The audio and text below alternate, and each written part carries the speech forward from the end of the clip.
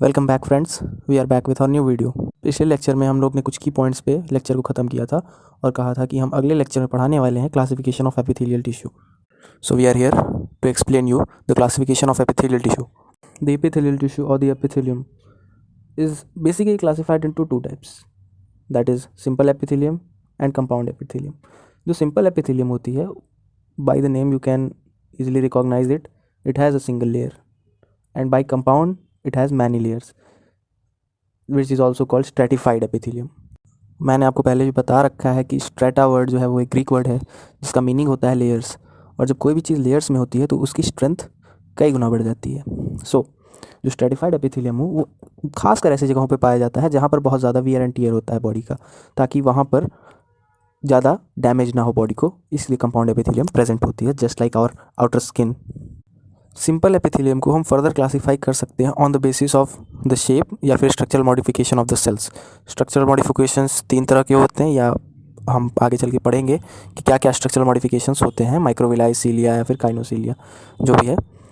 तो वो तीन टाइप होते हैं, simple squamous, simple cuboidal, simple columnar. इसी तरह से कंपाउंड एपिथेलियम की भी क्लासिफिकेशन की बेसिस होती है स्ट्रेचेबिलिटी, कि जो कंपाउंड एपिथेलियम है वो स्ट्रेचेबल है या नहीं, उसी के बेसिस पे होती है इसकी classification further.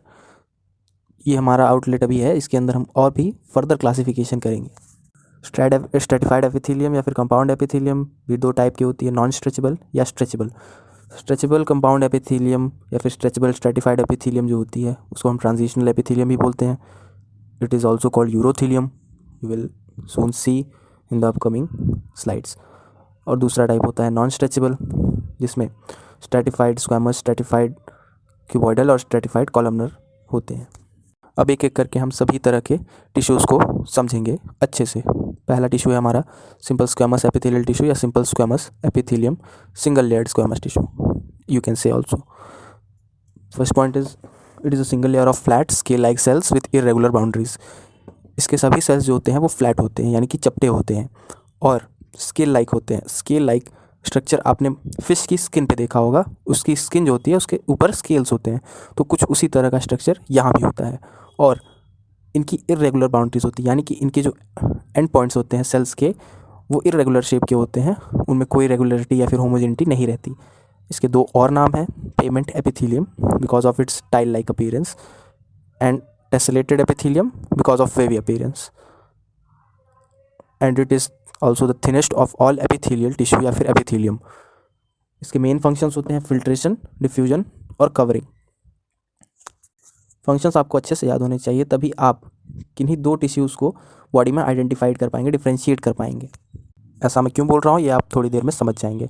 So let's go to see the examples of simple squamous epithelium. पहला एग्जाम्पल है हमारा बाउमैन्स कैप्सूल पोडोसाइट्स जिसको बोलते हैं। हमारा पहला फंक्शन याद करिए, हमने पहला फंक्शन बताया था फिल्ट्रेशन। तो बॉडी में जितने भी फ्लूइड्स होते हैं, ब्लड मेनली जहाँ जाता है, पहले हम लंग्स में ऑक्सीजन लेता है और उसके बाद पूरी बॉडी में ट्रांसफ़र करने के बाद, कई बार ऐसा होने के बाद कुछ ऐसे टॉक्सिक सब्सटेंसेस ब्लड में भी आ जाते हैं, जिसकी वजह से उसकी भी फिल्ट्रेशन की ज़रूरत पड़ती है। जैसे कि गंदे पानी को छान दिया जाता है, जस्ट लाइक दैट। तो इसमें हमारे हेल्प करते हैं नेफ्रॉन्स, जो कि हमारे किडनी के स्मॉलेस्ट यूनिट होते हैं या फिर फंडामेंटल यूनिट्स ऑफ किडनी होते हैं, वो नेफ्रॉन होती हैं, और उसी का एक पार्ट होता है बाउमैन्स कैप्सूल। बाउमैन्स कैप्सूल के अंदर एनक्लोज्ड होती है एक टफ्ट ऑफ कैपिलरीज, जो कि बाउमैन्स कैप्सूल चारों तरफ से उसको एनक्लोज कर लेती है, और इसमें ब्लड आता है और फिर होती है यहाँ पे ब्लड की फिल्ट्रेशन। सेकेंड एग्जाम्पल है हमारा एल्वोलाई ऑफ लंग्स, जिसको हम न्यूमोसाइट्स भी बोलते हैं। अब यहाँ पे क्या होता है, रेस्पिरेशन में जो हम एयर को ब्रीथ इन करते हैं वो जाती है हमारी एल्वोलाई में, लंग्स में, और यहाँ से जो भी ब्लड वेसल आती है जिसका नाम होता है पल्मोनरी आर्टरी, जो कि हार्ट से आती है, उससे कई सारी कैपिलरीज अराइज होती हैं और हमारी एल्वोलाइज में आती हैं। तो यहाँ पे होता है गैसेस का diffusion from a higher concentration to a lower concentration. Alveoli में O2 ज़्यादा है, ऑक्सीजन ज़्यादा है, और हमारी जो कैपिलरीज हैं उनमें CO2 यानी कार्बन डाइऑक्साइड ज़्यादा है, तो वो डिफ्यूज़ होकर आपस में एक्सचेंज हो जाते हैं। Third example is endothelium, that is the innermost layer of our blood vessels, all the blood vessels that are capillaries, veins and arteries. Next example है आउटर सर्फेस ऑफ इंटेस्टाइन, जो कि इसका वन ऑफ द फंक्शन है covering, तो वो यहाँ perform करता है। Fifth the thin part of loop of Henle, जो लूप ऑफ हेनले होता है उसके दो पार्ट होते हैं, दो थिक पार्ट होते हैं और एक थिन पार्ट होता है। तो पहले नीचे आता रहेगा, मतलब डिसेंडिंग लूप ऑफ हेनले, तो उसके ऊपर वाला पार्ट थिक होगा लेकिन फिर वो थिन हो जाएगा। फिर से वो जब असेंडिंग लूप ऑफ हेनले होगा तो ऊपर जैसे ही बढ़ेंगे हम तो फिर थिक पार्ट आ जाता है लूप ऑफ हेनले का। जो thin part of loop of Henle होता है उसमें भी होता है सिंपल स्क्वेमस एपिथेलियम। और नेक्स्ट एग्जांपल है हमारा मेसोथेलियम, यानी लाइनिंग ऑफ सीलोम या फिर बॉडी कैविटी जिसको हम बोलते हैं।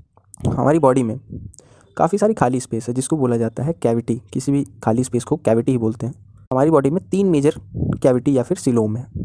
पहला है प्लूरल कैविटी, जो कि लंग्स जहाँ पे सिचुएटेड होते हैं वहाँ पे होती है, लंग्स को कैरी करने के लिए रिब केज के अंदर। दूसरी है हमारी पेरिकार्डियम, जो कि हमारे हार्ट के अराउंड होती है। और तीसरा है पेरिटोनियम, हमारा एब्डोमेन, जो कि जिसमें हमारा large intestine, small intestine, stomach, liver, gall bladder, ये सभी चीज़ें आ जाती हैं। यहाँ पे आप सभी चीज़ों को देख सकते हैं। हमारा सेकंड नंबर टिश्यू होगा सिंपल क्यूबॉइडल एपिथेलियम। इसको हम डिफाइन करते हैं तो ये होता है सेल्स जो इसके होते हैं वो क्यूब लाइक इन शेप होते हैं, इसी वजह से इसको सिंपल क्यूबॉइडल एपिथेलियम बोला जाता है। Single layer of cube like cells is present. इसको हम जर्मिनल एपिथेलियम भी बोलते हैं बिकॉज ये जो होते हैं हमारे गोनैड्स में प्रेजेंट होते हैं, जो कि आगे चलकर फॉर्मेशन ऑफ स्पर्म और ओवम यही करते हैं। सिंपल क्यूबॉइडल एपिथेलियम के फंक्शन होते हैं एब्जॉर्प्शन, सेक्रेशन और एक्सक्रीशन।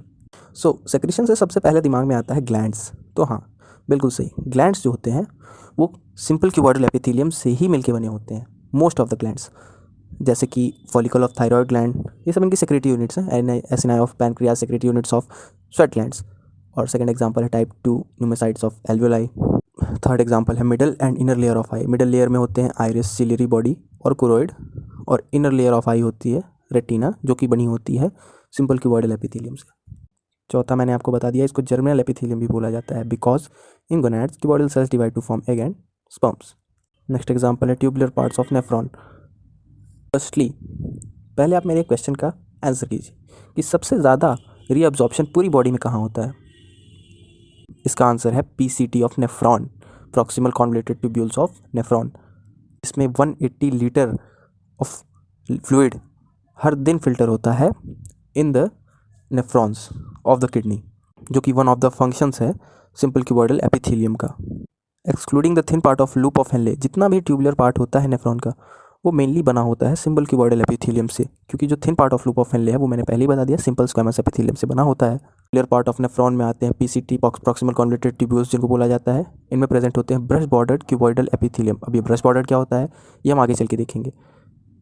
लूप ऑफ हेनले का थिक पार्ट DCT यानी कि डिजिटल कॉन्वोल्यूटेड ट्यूब्यूल, और कलेक्टिंग डक्ट जिसमें प्रेजेंट होता है ciliated cuboidal epithelium.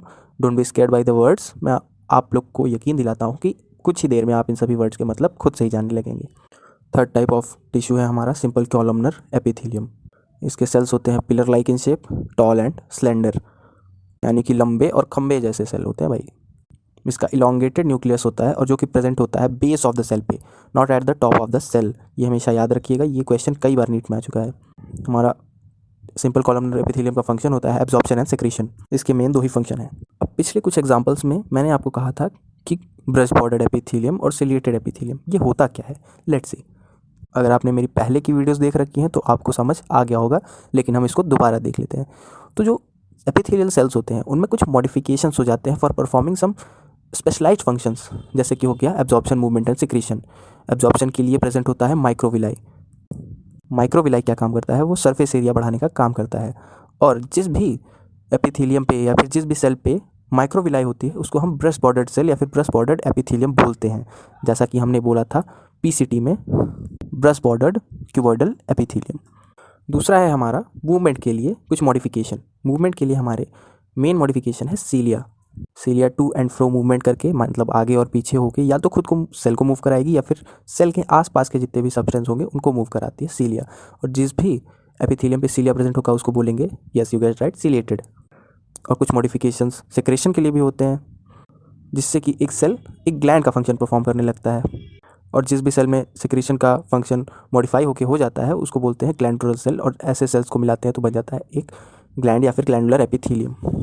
Columnar epithelium, simple columnar epithelium mainly, इसके एग्जांपल्स को याद करने की बहुत आसान सी ट्रिक है GIT, जिसका फुल फॉर्म है gastro intestinal tract. Gastro intestinal tract में पहले तो हम माउथ लेंगे, लेकिन हम माउथ को कंसीडर नहीं करेंगे। पहले हम चलेंगे से स्टार्ट करेंगे। हम ईसोफेगस को भी कंसीडर नहीं करेंगे क्योंकि उसमें दूसरे टाइप के एपिथेलियम होती है। मैं आगे चल के आपको बताऊंगा। पहला एग्जांपल है स्टमक। स्टमक में क्या होता है, उसका मेन फंक्शन होता है सेक्रीट करना। सेक्रीट करना क्या, HCl, जो कि प्रोवाइड करता है एक एसिडिक एनवायरनमेंट फूड को डाइजेस्ट होने के लिए। तो सेक्रीशन करना है तो कौन सा मॉडिफिकेशन होना चाहिए, ब्रश बॉर्डर्ड, सिलेटेड या glandular? Of course glandular. So इसमें प्रेजेंट होगी ग्लैंडुलर कॉलमनर एपिथेलियम। दूसरा एग्जांपल है हमारा स्मॉल इंटेस्टाइन। स्मॉल इंटेस्टाइन का मेनली दो फंक्शन है, secretion and absorption of food and secretion of intestinal juice. तो इसमें दोनों ही मॉडिफिकेशंस होंगे, ग्लैंडुलर भी और ब्रश बॉर्डर्ड भी, यानी कि इसमें सीलिया भी प्रेजेंट होगा और जितने भी सेल्स होंगे वो ग्लैंडुलर भी होंगे। तो इस एपिथेलियम का नाम हम देंगे glandular brush bordered columnar epithelium. Third example है हमारा गाल ब्लैडर। गाल ब्लैडर में बाइल जूस आता है लिवर से होके और इसका मेन फंक्शन होता है कॉन्सेंट्रेशन ऑफ बाइल। तो कॉन्सेंट्रेट करने के लिए किसी भी चीज़ को या फिर सॉल्यूशन को कॉन्सेंट्रेट करने के लिए अगर वो एक्वस है तो उसमें वाटर की प्रेजेंस को कम कर देंगे तो वो कॉन्सेंट्रेटेड हो जाएगा। तो वाटर को एब्जॉर्व करने का फंक्शन करता है गाल ब्लैडर। तो एब्जॉर्प्शन के लिए मेनली हम यूज़ करते हैं विलाई, माइक्रोविलाई। सो इस एपिथेलियम का नाम होगा brush bordered columnar epithelium. Fourth example है हमारा लार्ज इंटेस्टाइन, जिसका मेन फंक्शन होता है सिक्रीशन ऑफ म्यूकस। सो इस एपिथेलियम का हम नाम देंगे ग्लैंडुलर कॉलमनर एपिथेलियम। हमारे लास्ट वीडियो में हमने आपको बताया था कि स्टीरियोसिलिएटेड कॉलमनर एपिथेलियम होती क्या है, या फिर हमने मेनली आपको यही बताया था कि स्टीरियोसिलिया होता क्या है। स्टीरियोसिलिया एक टाइप ऑफ मॉडिफिकेशन होता है जो कि एक कोनिकल शेप का मॉडिफिकेशन होता है। वो होता तो नाम का सिलिया है लेकिन उसका काम होता है माइक्रोविलाई वाला, यानी एब्जॉर्प्शन कराना।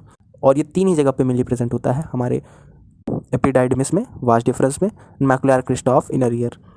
नेक्स्ट एग्जांपल है हमारा सिलिएटेड कॉलमनर एपिथेलियम। सीलिया का फंक्शन होता है अपने आसपास के सब्सटेंसेस को या फिर ऑब्जेक्ट्स जो भी हैं उनको मूव कराना, पार्टिकल्स को।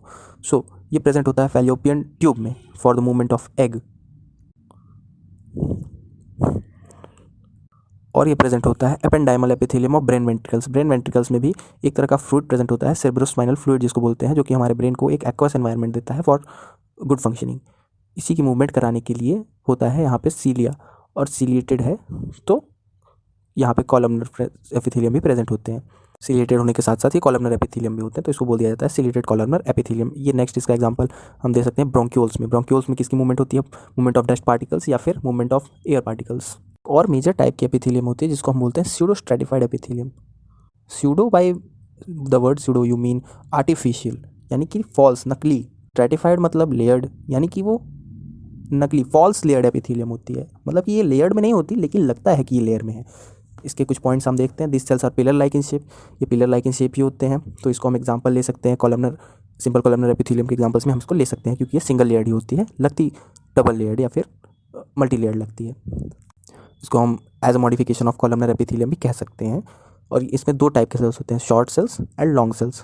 अब जो न्यूक्लियस होता है वो शॉर्ट सेल्स का वो नीचे रह जाता है, लेकिन लॉन्ग सेल्स का न्यूक्लियस ऊपर आ जाता है। सो इससे हमको ये कन्फ्यूजन होता है कि इसमें न्यूक्लियस तो है वो अलग अलग लेवल पे है, तो हमको लगता है कि ये मल्टी लेयर्ड है या फिर बाई लेयर्ड है। बट असल में वो सभी सेल्स जो होते हैं वो सिंगल बेसमेंट मेम्ब्रेन पे प्रेजेंट होते हैं। बाई लेयर्ड होने का ये मतलब है कि सेल के ऊपर सेल, यानी कि दूसरे सेल का जो बेस होगा वो अगले सेल का सरफेस एरिया होगा, यानी अपर पार्ट होगा। लेकिन यहाँ पे ऐसा नहीं, यहाँ पे ये है कि सभी सेल्स बेसमेंट मेम्ब्रेन से ही कनेक्टेड हैं। कोई भी ऐसा सेल नहीं है जो कि किसी दूसरे सेल पे सिचुएटेड हो। इसका एग्जांपल्स हैं trachea, bronchi, respiratory epithelium of nasal chamber. That's it for today, thanks for watching. For more amazing content, subscribe to our channel Tuto.